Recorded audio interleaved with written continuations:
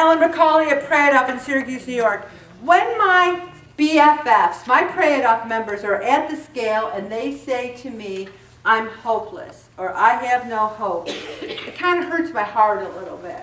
It hurts my heart because I want to touch them. I want to touch them and have hope come through my finger into them. And you know what I think gives them hope? Is that they keep coming. They keep coming. Because right now you might not feel the hope. Next week you might feel a little hopeless. Something might happen in your life. You don't think there was times throughout the past 10 and a half years that I'm like, oh my gosh, my life is this or that. But I still had the weight loss hope. If you have one thing, sometimes it makes the other things better. Losing weight is hard enough to do when you're happy, but it's even harder when you're depressed. Do weight problems cause people to become depressed, or do people become overweight because they're depressed? It's like chicken and egg. I'm depressed, I gain weight, or I gain weight, I'm depressed. And I think I was a combination of both. I was depressed that I was fat, but I think I was kind of depressed anyway because I was so anxious about life. But here's what really gets you depressed. When you lose a lot of weight and you gain it back, then you really feel hopeless. You don't want to see people. You don't want them to say, oh, I see you gained the weight back. And you know, there are ladies in church who still say to me, they're pretty old, they're over 85. They always say to me, I keep checking you out, waiting for you to put that weight back on. And I go, thank you so much for thinking about me at all. I mean, really? So I hope I can still prove them wrong, at least as long as they're still kicking, you know? All right. The thing is, you have to treat the whole person. You can't just treat the weight. And that's what we try to do at Pray It Off. It's not just the food choice. It's not just apple versus sundae. It's what's going on in my life. Why is my hobby eating food? Why do I have to go out with my friends all the time and eat? Why can't I go out with my friends and just eat healthy? What's going on in my life that's making me not have hope for sustainable weight loss? 7 out of 10 Americans are obese or overweight, but not 7 out of 10 Americans are trying to do anything about it. They feel hopeless. And one of the things people get is dieting depression. And I have to say, I've had it.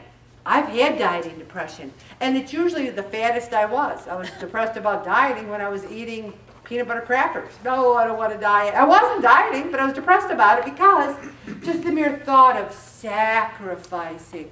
I was afraid of food, afraid to go to the huli, afraid of these things. And the thing is, when you embrace healthy food and say how good it is, how wonderful it is, how great life is, even without eating pizza every minute, then the dieting depression goes away. If you continue to eat to satisfy your emotional needs, God is over here going, hello, I am the way, the truth, and the life. I am the one who can give you hope. The ascension into heaven, God in human form went to sit at the right hand of the Father. Father Lyons did a powerful sermon last night. Jesus Christ bridged humanity with heaven in human form.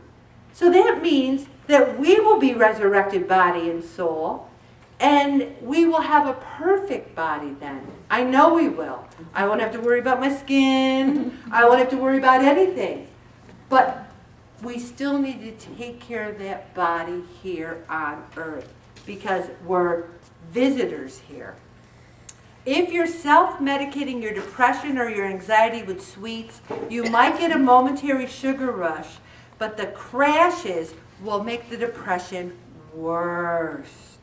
And then they're saying exercise helps your mood. Did you ever hear that before? That's crazy. Exercise helps your mood? Movement, anything. I don't care what it is. anything. Somebody last week said, Ellen said I should get up during the commercials and move, and I see I need a couple more 1,000 steps. So every commercial, she got up and she marched, and all of a sudden, she got to her 10,000 steps and she felt good about herself. Also, focus on being happy. You think I'm not happy because I'm not eating like all these bad things for me? I'm happy. I'm happier now than I've been probably most of my life. Any physical activity helps. Gardening, washing your car, walking around the block, even 5 minutes can help. Also, in being happy, I love reading good books. Love them, love them, love them. And I discovered this author called Louise Penny who writes these oh my gosh! She's written like 15 books. I'm on number 9 now. This is how good this book is. When I go to the bathroom to go pee real quick, I take my Kindle with me and say I can get 1 page in while I'm peeing. I love it. It makes me happy. Reading makes me happy. Her name's Louise Penny, P-E-N-N-Y. It makes me happy. Find something that makes you happy. As far as the quality of life goes, there's no doubt in my mind that mental health is far more important than what a person weighs. When I started Pray It Off in January of 2008, I think I got the hope from saying, I can't fail because I have other people depending on me. I have to do this. And that made me happy, gave me purpose. And even today, I didn't say, I'm too tired from doing the senior celebration luncheon, oh, I gotta do this Pray It Off, blah, blah. I couldn't wait to get here. I couldn't wait to see you all. I couldn't wait to talk to you all about hope. Also, so many times when you are going through a difficult time, people say to you, why don't you just snap out of it? Why don't you just stop eating fattening foods? Why don't you just do something? I mean, you're just like ridiculous. Like, there's this person I know, no names, but it's my mother. The odds of her watching this blog are non-existent. And there's someone in our family, no names, and she's very, very heavy. So my mother is always belaboring it. Why? She's young. Why doesn't she just lose weight? Why doesn't she just lose weight? Why doesn't she just lose weight? I go, Mom, are you forgetting that you had a daughter who was 371 pounds at 53 years old? It's not until that light bulb clicks. It's not until you turn to God and say, I'm at the end of my rope, God, will you help me? Will you help me? And God says, I will help you if you help other people.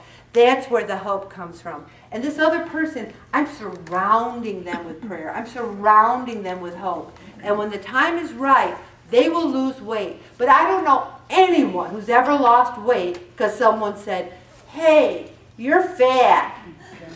Oh, I am? Thank you for calling that to my attention. I think I'll start eating less and moving more right now. Thank you.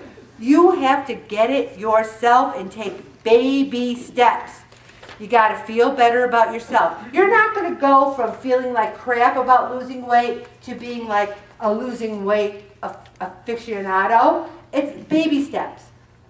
10 pounds at a time, 2 pounds at a time. Staying the same instead of gaining. Make those baby steps.